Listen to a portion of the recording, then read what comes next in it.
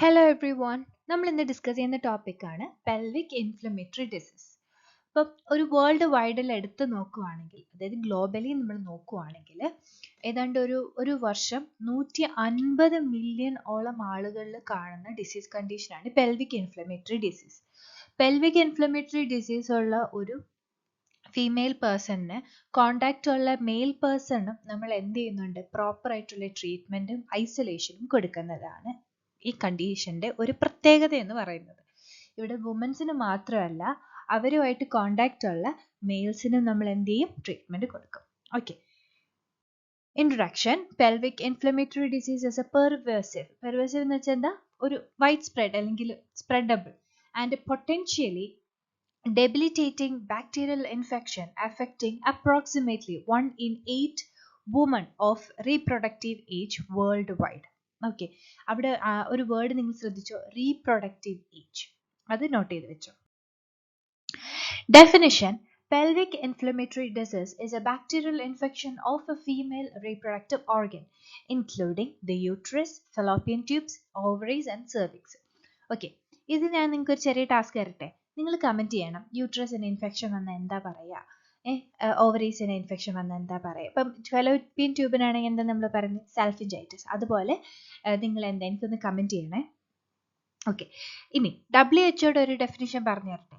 A syndrome characterized by infection of the upper genital tract in women involving uterus, fallopian tubes, ovary and the surrounding tissues. ഇത് WHO definition ആണ്. അത് നിങ്ങളൊന്ന് എഴുതി വെച്ചേക്ക്. ഞാൻ ഇതിൽ ഇൻക്ലൂഡ് ചെയ്യാൻ പറ്റിയില്ല, വിട്ടുപോയതാണ്. So syndrome characterized by infection of the upper genital tract in the woman involving the uterus, fallopian tubes, ovaries and surrounding tissues. ഇനി റിസ്ക് ഫാക്ടേഴ്സ് നമ്മൾ പറഞ്ഞു, യങ് ഏജിനാണ്, അതല്ലെങ്കിൽ റീപ്രൊഡക്റ്റീവ് ഏജ്, അതായത് സെക്ഷുവലി ആക്റ്റീവ് ആയിട്ടുള്ള ഏജ് ആണ് ഒരു 25, ബിലോ 25 ഒക്കെ എന്ന് പറയുമ്പോൾ. അപ്പം ആ ഒരു ഏജിനാര് അവർ ഭയങ്കര റിസ്ക് ഗ്രൂപ്പ്സ് ആണ്. പിന്നെ multiple sexual partners, histories of STS, unprotected sex and low socio economic status.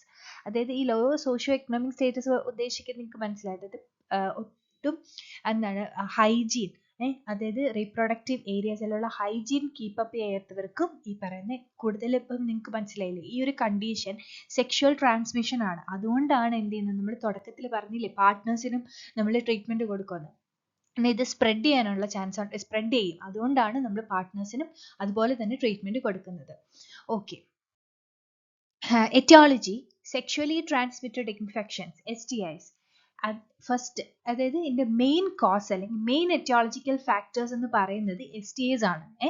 അപ്പോൾ നമ്മൾ അതിൽ തന്നെ ഒരു 40 to 50% PID കേസസ് എന്ന് പറയുന്നത് ക്ലമീഡിയ ട്രക്കോമാറ്റസ് ആണ്. ഇത് നമ്മൾ നല്ല പരിചയമുള്ള ഒരു പേരാണ്. നിങ്ങൾ നോൺ വെനറൽ ഇൻഫെക്ഷൻസ് ഒക്കെ ഇല്ലേ, അതിൽ പഠിക്കും. അപ്പോൾ അവിടെ പഠിക്കുമ്പോൾ ആ കുറച്ച് പേരുകൾ നന്നായിട്ട് പഠിച്ചു വെച്ചാൽ നമുക്ക് ഇവിടെ അപ്ലൈ ചെയ്യാൻ പറ്റും. Neisseria gonorrhea, Trichomonas vaginalis, Mycoplasma genitalium, Herpes simplex virus. HSV ഒക്കെ കോമൺ ആണ് അല്ലേ. അപ്പോൾ ഇതൊക്കെയാണ് ഇത് സെക്ഷുവലി ട്രാൻസ്മിറ്റഡ് ഇൻഫെക്ഷൻസ് എന്ന്, അതായത് ആ ഒരു ഗ്രൂപ്പ് ഓഫ് എറ്റിയോളജിയാണ് ഇപ്പോൾ പറഞ്ഞത്. ഇനി നോൺ STI ബാക്ടീരിയൽ ഇൻഫെക്ഷൻസ് ഉണ്ട്. Bacterial vaginosis, endometriosis, tubo ovarian abscess. എന്താണ് ട്യൂബോ ഒവേറിയൻ ആപ്സിസ് എന്ന് പറയുമ്പോൾ, അതായത് ആ ഫെലോപ്പിയൻ ട്യൂബിലും ഓവറിയിലും കാണുന്ന ആപ്സിസ് ആണ്. ഇപ്പോൾ നമ്മൾ പറയും പെൽവിക് ഇൻഫ്ലമേറ്ററി ഡിസീസ് ഉണ്ടെങ്കിലും ട്യൂബോ ഒവേറിയൻ ആപ്സിസ് വരാം. ട്യൂബോ ഒവേറിയൻ ആപ്സിസും പെൽവിക് ഇൻഫ്ലമേറ്ററി ഡിസീസിന് ഒരു കോസാണ്. മനസ്സിലായോ? അത് തമ്മിൽ റിലേഷൻ ഉണ്ട്. പിന്നെ എൻഡോമെട്രൈറ്റിസ്, ബാക്ടീരിയൽ വജൈനോസിസ്, പിന്നെ ഹൈഡ്രോജനിക് കോസസ്, IUD ഇൻസേർഷൻ ഒരു one of the common cause ആണ്. അന്ന് കാരണം എന്ന് വെച്ച് കഴിഞ്ഞാൽ ഇപ്പം IUD ഒക്കെ വെച്ചിട്ട് ഒത്തിരി മറന്നു പോണ കേസുകളൊക്കെ ഉണ്ട്. നിങ്ങൾ കേട്ടിട്ടുണ്ടാവുമായിരിക്കും, ഞാനൊക്കെ ഒത്തിരി കേട്ടിട്ടുണ്ട്. ഈ IUD ഇട്ടതിന് ശേഷം അത് മറന്നു പോണ കേസുകളുണ്ട്. അബോർഷനും മിസ്കാരേജും ഒരു എറ്റിയോളജിയാണ്. കാരണം അവരുടെ എന്താണ് ചെറിയ ചെറിയ പാർട്ടിക്കിൾസ് ഒക്കെ അതിൻ്റെ അകത്ത് ഇരുന്നിട്ട് അത് ഇൻഫെക്ഷൻ ഉണ്ടാക്കും. ഹിസ്ട്രെക്ടമി അല്ലെങ്കിൽ എന്തെങ്കിലും സർജറീസ് നമ്മൾ കണ്ടിട്ടില്ല, ഈ സർജിക്കൽ ഏരിയാസിൽ, സർജിക്കൽ സൈറ്റിലൊക്കെ ആപ്സിസ് വരുന്നത്. സിസേറിയൻ സെക്ഷൻ, അവിടെയും ഇപ്പം സിസേറിയൻ സെക്ഷൻ കഴിഞ്ഞ് ഒത്തിരി ആളുകൾക്ക് എന്താണ് പ്രോപ്പർ കെയർ കിട്ടാണ്ട് അല്ലെങ്കിൽ കെയർ ചെയ്യാണ്ട് ഒത്തിരി എന്താണ് പസ് കളക്ഷൻ അല്ലെങ്കിൽ ആബ്സസ് ഫോർമേഷൻ ചെയ്യുന്ന ഒത്തിരി കണ്ടീഷൻസ് ഉണ്ട്.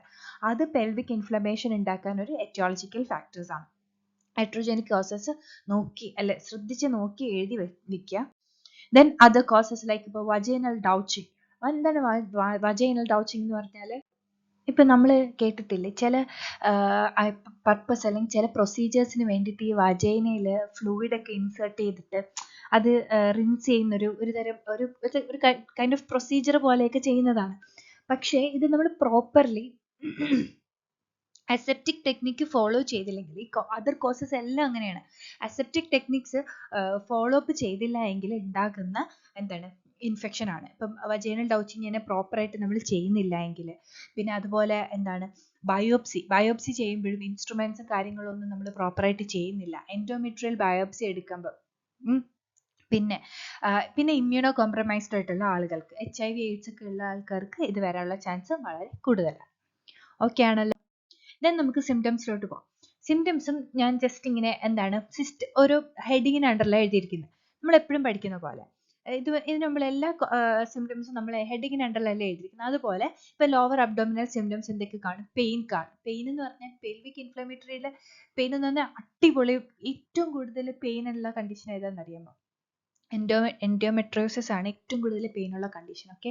ഓക്കെ ഇതും അതുപോലെ തന്നെ ഷാർപ്പ് ആയിട്ടുള്ള ക്രാമ്പിങ് അല്ലെങ്കിൽ ഡൾ പെയിൻ അല്ലെങ്കിൽ ഒരു തരം എന്താ പറയുന്നത്, നമുക്ക് ഹാൻഡിൽ ചെയ്യാൻ പറ്റാത്ത കണക്കത്തെ ഒരു പെയിൻ ആണ് ഇവിടെ വരുന്നത്. ടെൻഡർനെസ്, ഗാർഡിങ്, അതായത് മസിൽ ടെൻഷൻ, ഗാർഡിങ്.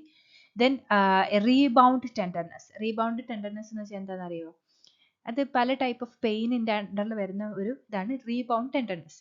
ഇങ്ങനെ പ്രസ് ചെയ്ത് വിടുമ്പോൾ പേഷ്യന്റ് ഭയങ്കര പെയിൻ ആയിരിക്കും.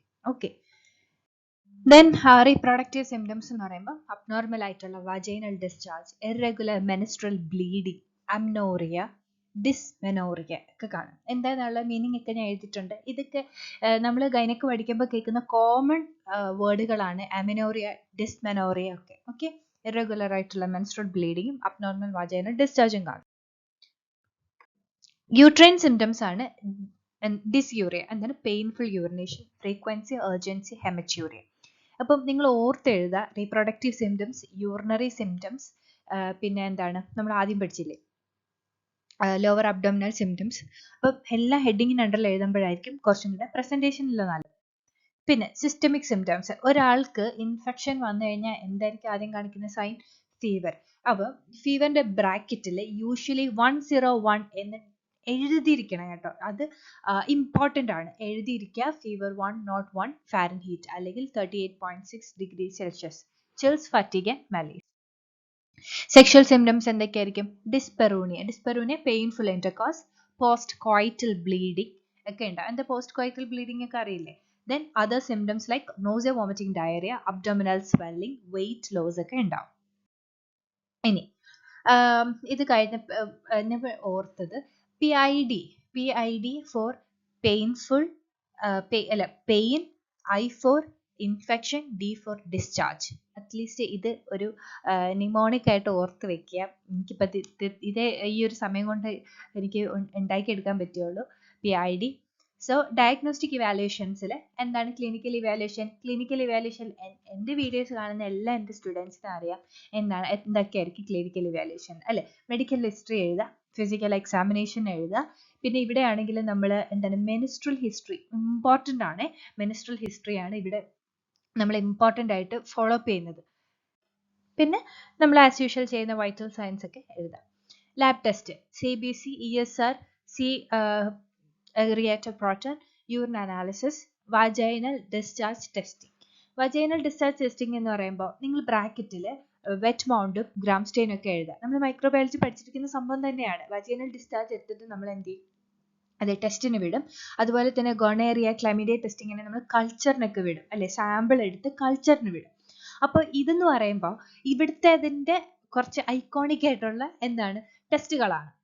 അതായത് നമ്മൾ നോർമലി ലാബ് ടെസ്റ്റുകൾ ചെയ്യുമ്പോൾ നമ്മളിപ്പോൾ എന്താ പറയുന്നത്, ബ്ലഡ് എടുക്കും, സാമ്പിൾ എടുക്കും, യൂറിൻ എടുക്കും എന്നൊക്കെ പറഞ്ഞില്ല. അതുപോലെ ഇവിടെ വജൈനൽ ഡിസ്ചാർജ് ഉണ്ടായതുകൊണ്ട് തന്നെ വജൈനൽ ഡിസ്ചാർജ് കൾച്ചറിനും അതുപോലെ തന്നെ ഫർദർ ആയിട്ടുള്ള എക്സാമിനേഷനൊക്കെ വിടും. എന്താണ് അതിൻ്റെ എന്താണ് കോസ് കണ്ടുപിടിക്കാൻ വേണ്ടിയിട്ടാണ്. ഓക്കെ, അതനുസരിച്ചല്ലേ നമ്മൾ ട്രീറ്റ്മെൻറ്റ് കൊടുക്കുന്നത്. പിന്നെ ഇമാജിൻ സ്റ്റഡീസ് ചെയ്യും, അൾട്രാസൗണ്ട് ചെയ്യും, ട്രാൻസ് അബ്ഡോമിനൽ ചെയ്യും, ട്രാൻസ് വജൈനലും ചെയ്യും. പിന്നെ CT എടുക്കും, MRI എടുക്കും, ലാപ്രോസ്കോപ്പി എടുക്കും എന്ന് നമ്മൾ പറയത്തില്ല. അതെന്ന് പറഞ്ഞു കഴിഞ്ഞാൽ ആവശ്യമുണ്ടെങ്കിൽ നമ്മൾ ചിലപ്പോൾ അതൊരു പ്രൊസീജിയർ ആയിട്ടും കൂടെ ട്രീറ്റ്മെന്റ് പ്രൊസീജിയർ ആയിട്ടും നമുക്ക് ചെയ്യാം. ദെൻ സ്പെഷ്യലൈസ്ഡ് ടെസ്റ്റുകളാണ് എൻഡോമെട്രിയൽ ബയോപ്സി എടുത്ത് നോക്കുക, ലാപ്രോസ്കോപ്പി എക്സാമിനേഷൻ ചെയ്യുക. അത് മറ്റതുപോലെ തന്നെയാണ്, സ്പെഷ്യലൈസ്ഡ് ടെസ്റ്റിലും കൂടെ അത് ഇൻക്ലൂഡ് ചെയ്യുന്നേ ഉള്ളൂ. പിന്നെ ഹിസ്റ്ററോ സെൽഫിൻജിയോഗ്രാഫി അറിയാമല്ലോ. ഹിസ്റ്ററോ എന്താണ്, യൂട്രസും അതുപോലെ തന്നെ ഫെലോപ്പിയൻ ട്യൂബും അടങ്ങിയിരിക്കുന്നതിൽ ഫുള്ളായിട്ട് നമ്മൾ എന്ത് ചെയ്യും, എക്സാമിനേഷൻ ചെയ്യുന്നതാണ് ഹിസ്റ്ററോ സാൽഫിൻജിയോഗ്രാഫി നമ്മൾ ചെയ്യും. ഹിസ്റ്ററോ സാൽഫിൻജിയോഗ്രാഫി ഒക്കെ ഗൈനക്കിൽ ഇമ്പോർട്ടൻ്റ് ആയിട്ടുള്ള എന്താണ് ഡയഗ്നോസ്റ്റിക് ഇവാലുവേഷൻ അല്ലെങ്കിൽ ഡയഗ്നോസ്റ്റിക് മെഷേഴ്സിനകത്ത് വരുന്നതാണ് പഠിക്കുന്നത്. പിന്നെ ക്രൈറ്റീരിയ, നമ്മൾ എപ്പോഴും ഡിസ്കസ് ചെയ്യുന്ന നമ്മുടെ ക്രൈറ്റീരിയ എന്താണ്, ക്ലിനിക്കൽ സൈൻസ് ആൻഡ് സിംറ്റംസ് എന്തൊക്കെ, മിനിമം കുറച്ച് ഫീവറും അതുപോലെ തന്നെ നമ്മൾ പറഞ്ഞില്ലേ എന്തൊക്കെ വേണം, പെയിൻ ഉണ്ടായിരിക്കണം, ഇൻഫെക്ഷൻസ് കാണണം, അതുപോലെ തന്നെ എന്തായിരിക്കണം, വജൈനൽ ഡിസ്ചാർജ് ഉണ്ടായിരിക്കണം, PID ഇവിടെ ഉണ്ടായിരിക്കണം. ഓക്കെ, പിന്നെ ലബോറട്ടറി ടെസ്റ്റ് റിസൾട്ടുകളിൽ എന്തെങ്കിലും ഇൻഫെക്ഷൻസ് കാണിക്കണം, ഇമാജിൻ ടെസ്റ്റിനകത്തും ഇമാജിൻ ഫൈൻഡിങ്സ് ഉണ്ടെങ്കിൽ ഇതൊക്കെയാണ് നമ്മൾ ഡയഗ്നോസ്റ്റിക് ക്രൈറ്റീരിയ. പിന്നെ ട്രീറ്റ്മെന്റ് പറ്റുന്നതും ഇതുപോലെ എഴുതാൻ നോക്കുക. പിന്നില്ലേ ആന്റിബയോട്ടിക് തെറാപ്പി ഓരോ ടെക്സ്റ്റുകളിൽ ഡിഫറെൻ്റ് ആയിരിക്കും. നിങ്ങളിപ്പോൾ ടെക്സ്റ്റ് ആണ് പഠിക്കുന്നെങ്കിൽ അങ്ങനെ തന്നെ പഠിക്കുക, കുഴപ്പമില്ല. ഇതിപ്പോൾ ഞാൻ CDC റെക്കമെൻഡഡ് റെജിമൻ ആണ് തന്നിരിക്കുന്നത്. Ceftriaxone plus doxycycline, metronidazole plus ciprofloxacin. ഇതിൽ നിങ്ങൾ ഒന്നെങ്കിൽ ഇതിങ്ങനെ പഠിച്ച് ഡ്യൂറേഷൻ 14 days ആണ് നമ്മൾ ട്രീറ്റ്മെൻറ്റ് കൊടുക്കുന്നത്. പ്രോപ്പർ ആയിട്ടുള്ള ഫോളോ അപ്പ് നമ്മൾ ചെയ്യും, പേഷ്യൻറ്റിൻ്റെ പ്രോഗ്രസ് അതുപോലെ തന്നെ റെഗുലർ ആയിട്ടുള്ള ബ്ലഡ് ടെസ്റ്റ് ഇതൊക്കെ നമ്മൾ ചെയ്യും. 3 to 4 days after starting the treatment നമ്മൾ പ്രോപ്പർ ആയിട്ടുള്ള ഫോളോ അപ്പ് നമ്മൾ ചെയ്യണം. ഓക്കെ ആണല്ലോ. അപ്പോൾ CDC റെക്കമെൻഡഡ് റെജിമൻ ആയിട്ടുള്ള സെഫ്ട്രിയാക്സോൺ, ഡോക്സിസൈക്ലിൻ, മെട്രോണിഡസോൾ, സിപ്രോഫ്ലോക്സാക്സിൻ ഒക്കെ ആയിരിക്കും നമ്മൾ കൊടുക്കുന്നത് ആന്റിബയോട്ടിക് തെറാപ്പി. അത് കഴിഞ്ഞ് പെയിൻ മാനേജ്മെന്റ്. അപ്പോൾ ഫസ്റ്റ് നമ്മൾ എഴുതുമ്പോൾ ആന്റിബയോട്ടിക് തെറാപ്പി എന്താണെന്ന് എഴുതി, പിന്നെ പെയിൻ മാനേജ്മെന്റ് എന്തൊക്കെ എഴുതണം, അനാൽജസിക്സ്, ഹീറ്റ് അല്ലെങ്കിൽ കോൾഡ് തെറാപ്പി നമ്മൾ കൊടുക്കും. നമ്മൾ മറ്റേ ഹോട്ട് വാട്ടർ ബാഗ് വയ്ക്കൂല അത്, പിന്നെ റെസ്റ്റ് ആൻഡ് റിലാക്സേഷൻ ഒക്കെയാണ് പെയിൻ മാനേജ്മെന്റിൽ. സപ്പോർട്ടീവ് കെയർ ആയിട്ടുള്ള IV ഫ്ലൂയിഡ്സ് നമ്മൾ കൊടുക്കും, അതാണ് ഹൈഡ്രേഷൻ, പ്രോപ്പർ ആയിട്ടുള്ള ന്യൂട്രീഷൻസ്, ഇമോഷണൽ സപ്പോർട്ട്. ഇപ്പം മെയിൻലി ഇത്രയും പെയിനുള്ള ആൾക്ക് നമുക്ക് ഇമോഷണൽ സപ്പോർട്ട് വേണമെന്നുണ്ടാകുന്നതുകൊണ്ടാണ് സപ്പോർട്ടീവ് കെയറിനുണ്ടല്ലോ ഇമോഷണൽ സപ്പോർട്ട് എഴുതിയിരിക്കുന്നത്. പിന്നെ പാർട്ട്ണർ ട്രീറ്റ്മെന്റ് നമ്മൾ ഓൾറെഡി പറഞ്ഞല്ലോ. അപ്പം സെക്സ് പാർട്ട്ണർ ഇവാലുവേഷനും അവർക്ക് നമ്മൾ എന്ത് കൊടുക്കും, ട്രീറ്റ്മെന്റ് കൊടുക്കും. ഇത് ഹൈലൈറ്റ് ചെയ്യുക, ഇത് എഴുതുക, ഇമ്പോർട്ടൻ്റ് ആണ്. പിന്നെ സേഫ് ആയിട്ടുള്ള സെക്സ് പ്രാക്ടീസിന് വേണ്ടിയിട്ട് കോണ്ടം യൂസ് നമ്മൾ എന്താണ് പറഞ്ഞു കൊടുക്കും. പിന്നെ അതുപോലെ തന്നെ ഫോളോ അപ്പ് കെയർ എന്ന് പറഞ്ഞു കഴിഞ്ഞാൽ പോസ്റ്റ് ട്രീറ്റ്മെന്റ് ഇവാലുവേഷൻ. നമ്മൾ ട്രീറ്റ്മെന്റ് ഒക്കെ കഴിഞ്ഞാലും ഇപ്പം എന്താണ് പ്രോപ്പർ ആയിട്ടുള്ള പേഷ്യന്റിനെ ബ്ലഡ് ടെസ്റ്റിനും അതുപോലെ തന്നെ എന്താണ് അല്ല ഫിസിക്കൽ ഇതൊക്കെ നമ്മൾ നോക്കും. പിന്നെ test of cure for the chlamydia gonorrhoea അത് പിന്നെയും ഉണ്ടോ, അപ്പം അതിന്റെ ടെസ്റ്റുകളൊക്കെ ചെയ്യും. പിന്നെ long term follow up for the complicated ആയി പോയി എങ്കിൽ നമ്മൾ ലോങ് ടേം തെറാപ്പി പേഷ്യന്റിന് കൊടുക്കും. പിന്നെ കോംപ്ലിക്കേഷൻ മാനേജ്മെന്റ് എന്ന് പറഞ്ഞു കഴിഞ്ഞാൽ ഇപ്പോൾ ഞാൻ പറഞ്ഞില്ലേ, ഇപ്പം നമ്മൾ നേരത്തെ പറഞ്ഞില്ലേ ട്യൂബിലൊക്കെ ആപ്സിസ് ഇത് വന്നു കഴിഞ്ഞാൽ നമുക്ക് ആപ്സിസ് റിമൂവ് ചെയ്തേ പറ്റുള്ളൂ. അപ്പം നമ്മൾ എന്ത് ചെയ്യും, ആപ്സിസ് ഡ്രെയിനേജ് ചെയ്യും. ഇനി അതല്ല കണ്ടീഷൻ ഭയങ്കര കോംപ്ലിക്കേറ്റഡ് ആയിപ്പോയി, ഫുള്ളി ഇൻഫെക്റ്റഡ് ആയി പോയിട്ടുണ്ടെങ്കിൽ നമ്മൾ സർജിക്കൽ ഇൻ്റർവെൻഷൻ കൊണ്ടുവരും. സർജിക്കൽ ഇൻ്റർവെൻഷൻ ചെയ്യും, ഹിസ്റ്ററക്ടമി പോലെയോ സാൽഫിൻജെക്ടമി പോലെ, അങ്ങനെ ഏത് പാർട്ടിനാണോ എഫക്റ്റ് ചെയ്തിരിക്കുന്നത് അത് നമ്മൾ എന്ത് ചെയ്യും, സർജിക്കൽ റിമൂവൽ ചെയ്യും. അതുകൊണ്ട് തന്നെ കോംപ്ലിക്കേഷൻ എന്താണ്, ഇൻഫെർട്ടിലിറ്റി ഉണ്ടാകും. ഓക്കെ. പിന്നെ ഹോസ്പിറ്റലൈസേഷൻ, അതായത് നമ്മൾ പറഞ്ഞില്ലേ പേഷ്യൻറ്റിന് കണ്ടീഷൻ അനുസരിച്ച്, അതായത് സിവിയർ കണ്ടീഷൻ ആണെങ്കിൽ നമ്മൾ റെഗുലർ ആയിട്ടുള്ള ഹോസ്പിറ്റൽ മോണിറ്ററിങ് ഇവിടെ ആവശ്യമാണ്. നഴ്സിംഗ് ഡയഗ്നോസിസ് എന്തൊക്കെ എഴുതാം, നഴ്സിംഗ് പ്രയോറിറ്റി എന്തായിരിക്കും, അക്യൂട്ട് പെയിൻ, ഹൈപ്പർതെർമിയ, ഇതൊക്കെ ഫിസിക്കലി ആണ്. Acute hyperthermia, fluid volume deficit, risk for infection related to എന്താണെന്ന് എഴുതിയിട്ടുണ്ട്. ഞാൻ ജനറലി പറഞ്ഞത് ഇത് നിങ്ങൾ കുറച്ച് ഈ എന്തെന്ന് വെച്ച് കഴിഞ്ഞാൽ കുറച്ച് നഴ്സിംഗ് ഡയഗ്നോസിസ് പഠിച്ചങ്ങ് വെക്കുക. അത് നിങ്ങൾക്ക് എവിടെ നമുക്ക് അപ്ലൈ ചെയ്യാൻ പറ്റുന്ന കുറച്ച് നഴ്സിംഗ് ഡയഗ്നോസിസ് പഠിച്ച് വെക്കുക. അത് പറ്റുന്നിടത്തൊക്കെ അപ്ലൈ ചെയ്യുക. പറ്റുന്നത് ഇതുപോലെ ഹെഡിങ്ങിൻ്റെ അണ്ടറിൽ ചെയ്യാൻ നോക്കുക. ഇമോഷണൽ നഴ്സിംഗ് ഡയഗ്നോസിസ് എന്തൊക്കെ എഴുതാം? ആൻസൈറ്റി എഴുതാം, ഫിയർ എഴുതാം. ഫങ്ഷണൽ നഴ്സിംഗ് ഡയഗ്നോസിസ് എന്തൊക്കെ എഴുതാൻ പറ്റും? Impaired physical mobility, activity on intolerance, sleep disturbances. എന്തൊക്കെ ഉണ്ടായിരിക്കും? പെയിനും ഡിസ്കംഫർട്ടും കൊണ്ടിട്ടാണ് സ്ലീപ്പ് ഡിസ്റ്റർബൻസസ് വരുന്നത്. പിന്നെ ഒത്തിരി പെയിനും അതുപോലെ തന്നെ ഭയങ്കരമായിട്ടുള്ള ഒരു നോസിയം, വൊമിറ്റിങ്, അപ്പം ഫറ്റീഗ്, മലേസ് ഒക്കെ ഉണ്ടെന്ന് പറഞ്ഞില്ലേ. സോ എന്താണ് ആക്ടിവിറ്റി ഇൻടോളറൻസ്, ഇംപയർഡ് ഫിസിക്കൽ മൊബിലിറ്റിയും വരും പെയിനും ഡിസ്കംഫർട്ടും കാരണം. സോഷ്യൽ നഴ്സിംഗ് ഡയഗ്നോസിസ് എന്താണ്? സോഷ്യൽ ഐസൊലേഷൻ ആണ് അല്ലേ. ഇപ്പം കൂടുതലും ഇപ്പം ആളുകൾ വിചാരിക്കുന്നതെന്ന് വെച്ച് കഴിഞ്ഞാൽ പുള്ളിക്കാരത്തി ഇപ്പം എന്താണ് ഒരു സെക്സ് വർക്കറിൻ്റെ ഒരു കൈൻഡ് ഓഫ് അങ്ങനെ ചിന്തിക്കുന്ന ആൾക്കാരുണ്ട്. പിന്നെ നോളജ് ഡെഫിസിറ്റ് തന്നെ ഉണ്ട്. PID എന്താണെന്ന് മനസ്സിലാവാതെ എന്താ ട്രീറ്റ്മെൻറ്റ് എടുക്കാൻ അറിഞ്ഞുകൂടാത്തത് പോലുള്ള നോളജ് ഡെഫിസിറ്റും ഉണ്ടാവും. പിന്നെ കോംപ്ലിക്കേഷൻ, ഫസ്റ്റ് കോംപ്ലിക്കേഷൻ എന്താണ്? ഇൻഫെർട്ടിലിറ്റി ആണ്.